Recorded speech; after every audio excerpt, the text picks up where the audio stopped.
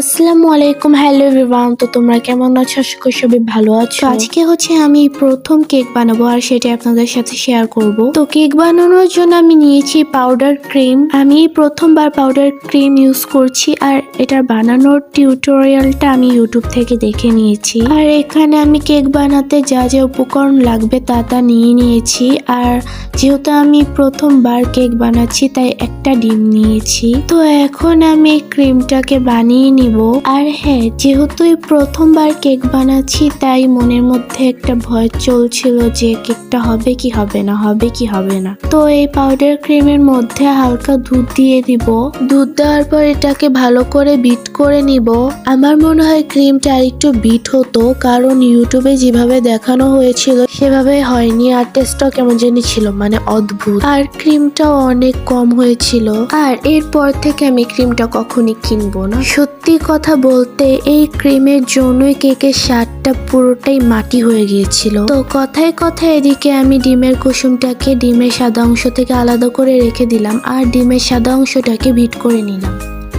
আর সত্যি কথা বলতে এই কেকটা আমি বানাচ্ছিলাম না, এটা আমার বড় বোন বানাচ্ছিল। হে, আমি তো জাস্ট ভিডিও করছিলাম।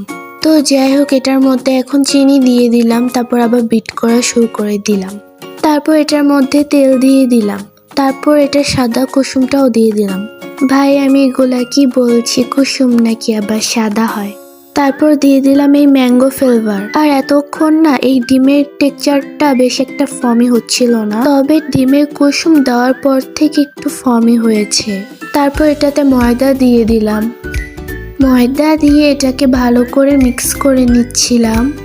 যে মোল্ডে আমি কেকের ব্যাটারটা ঢালবো সেটাতে আমি তেল মাখিয়ে রাখছিলাম। তারপরে কেকের ব্যাটারটা ঢেলে দিব ওই মোল্ডে, যাতে বাবল ক্রিয়েট না হয় তাই এমন করে দিচ্ছিলাম। তারপর এটাকে ওভেনে দিয়ে দিলাম বেক হতে। আর এই তো আমাদের কেক রেডি। মানে এতটুকু হয়েছে, এটাকে ভালো করে ডেকোরেশনও করা যাবে না। তো তাই আমার আপু তার মাথার বুদ্ধি খাটিয়ে মাঝখান দিয়ে এটাকে কেটে দিল। তারপর এটাতে সুগার সিরাপ দিয়ে দিল।